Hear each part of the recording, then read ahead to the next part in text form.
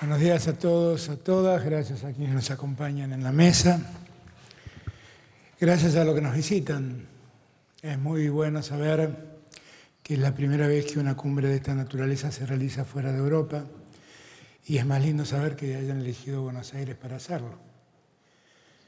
Han podido disfrutar durante los años anteriores de las bellezas y de la historia europea y ahora pueden disfrutar mucho de las bellezas y de la historia latinoamericana, que son muchas y valiosas. Así que sean muy bienvenidos a mi patria y muy bienvenidos a la región. Y sean muy bienvenidos porque además ustedes vienen a tratar un tema, a mi juicio, trascendente. No es un tema menor. Es un tema que es muy preocupante en los tiempos que vivimos. Es un problema creciente en los tiempos que vivimos. Pero sigue siendo un tema tabú en la sociedad. Tedros de algún modo lo planteaba recién cuando hablaba de la estigmatización del enfermo en la salud mental.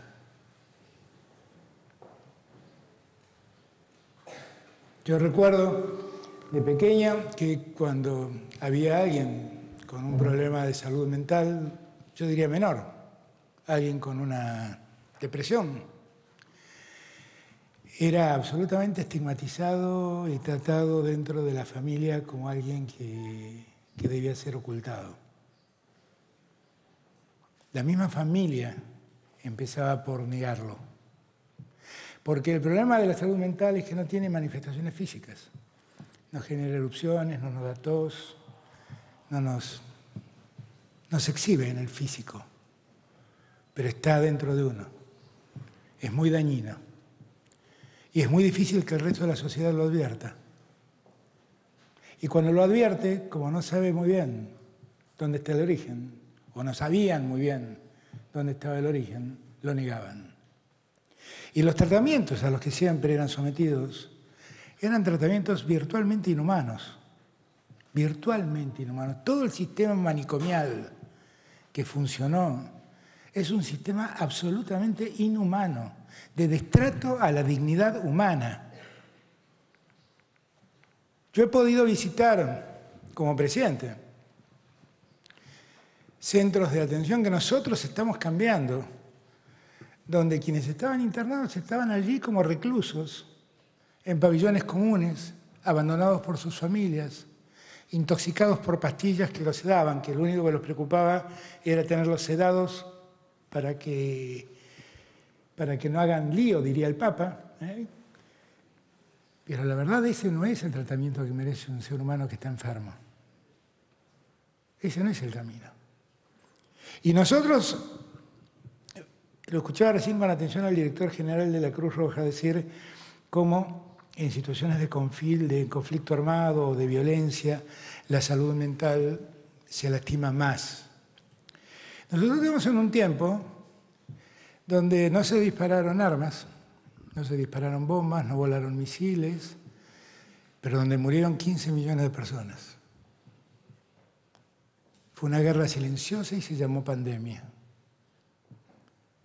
Y todos los rastros que dejó la pandemia, todas las secuelas que dejó la pandemia, han afectado la salud mental de todos nosotros, en mayor o menor medida.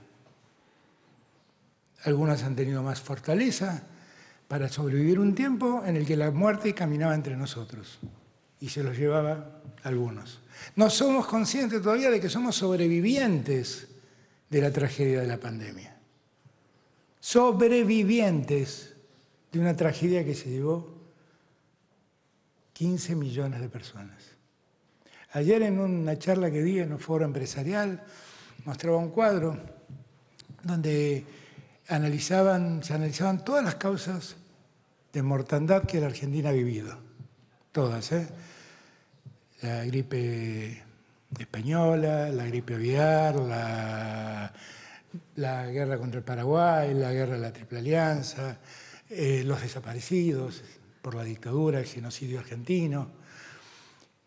La suma de todo eso es igual a la cantidad de muertos que ha tenido la Argentina como consecuencia de la de la pandemia. ¿Cómo eso no va a afectar psicológicamente a una sociedad? ¿Cómo eso no va a afectar psicológicamente a un ser humano? ¿Cómo eso no va a afectar a un adolescente? Recién escuchaba a Tedros decir que estamos en la región donde el incremento de suicidios es mayor. Y claro, porque lo que la pandemia ha generado es una falta de ilusión, una enorme falta de ilusión. De repente descubrimos que cualquiera se podía morir, en cualquier circunstancia, en cualquier coyuntura. No diferenciaba ni ricos de pobres, no diferenciaba blancos de negros, ni diferenciaba buenos de malos. Se llevaba el todo, se iba eligiendo y se los iba llevando. Eso fue lo que nos pasó. ¿Cómo eso no nos va a afectar? ¿Y cómo eso no va a afectar la salud mental de un joven que tiene todo el mundo por delante y al inicio de la vida ve que eso puede ser su vida futura?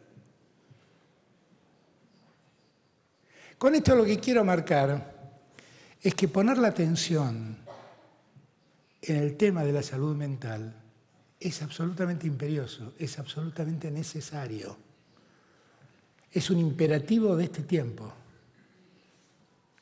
Porque podemos seguir haciéndonos los distraídos.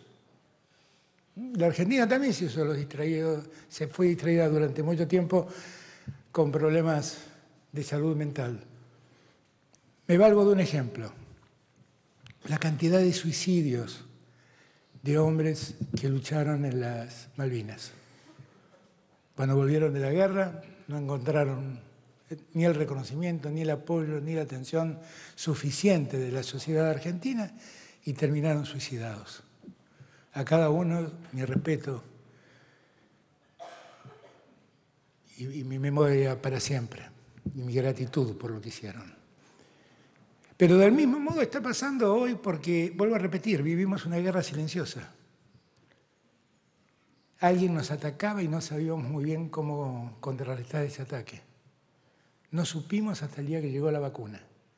Y para entonces ya eran muchísimas las vidas que se habían ido.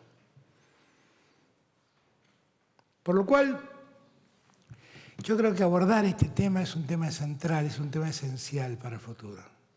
No es un tema solo del presente, es un tema del futuro. Y aprender a entender que hay una enfermedad que no tiene manifestaciones físicas, que está en el interior del ser humano, pero que es una enfermedad y que hay que asistirla y que todos tienen derecho a tener esa asistencia y que esa asistencia no pasa por la reclusión indigna en un lugar donde padecen condiciones de abandono. La asistencia es encontrarle una salida, es encontrar la atención médica. La medicina también avanzó mucho en la atención de estas enfermedades. La psiquiatría, la psicología han avanzado muchísimo en la atención de todas estas enfermedades y poder ir en ayuda de toda esa gente con lógicas distintas a las que hemos tenido hoy. Al ver reconvertidos nuestros, entre comillas, manicomios en centros de atención de salud y haber terminado con la reclusión en pabellones. Lo digo así porque así era, reclusión en abandono en pabellones de la gente enferma que padece una enfermedad de salud mental y poder ir haciendo ese tránsito hacia la recuperación y hacer las casas de paso intermedio donde ya empiezan a vivir en una casa y empiezan a volver a convivir cuando su recuperación asoma. Es lo que debemos hacer y es lo que debemos normalizar. Lo que no debemos normalizar es seguir tratando al problema de la salud mental como un tabú, como algo de lo que mejor no hay que hablar, como algo que lo mejor es negarlo. Ese método ingrato de sacarse el problema de encima, ponerlo en un lugar donde se lo interne y que allí quede abandonado de los afectos, del cariño, de su familia, de sus seres queridos y a manos de profesionales que muchas veces también estaban educados en la lógica de lo que más era necesario, era tenerlos tranquilos. Y a tal fin recurrían a cualquier tipo de psicofármaco para aliviarlos, entre comillas.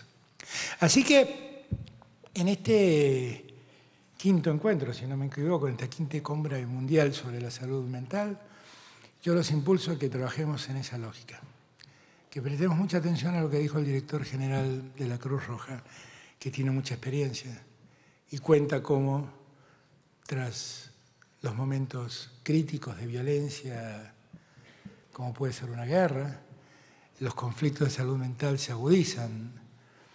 Mantengamos presente que nosotros acabamos de vivir como humanidad una guerra silenciosa, pero que finalmente ha cobrado vidas del mismo modo que cobra vidas una guerra.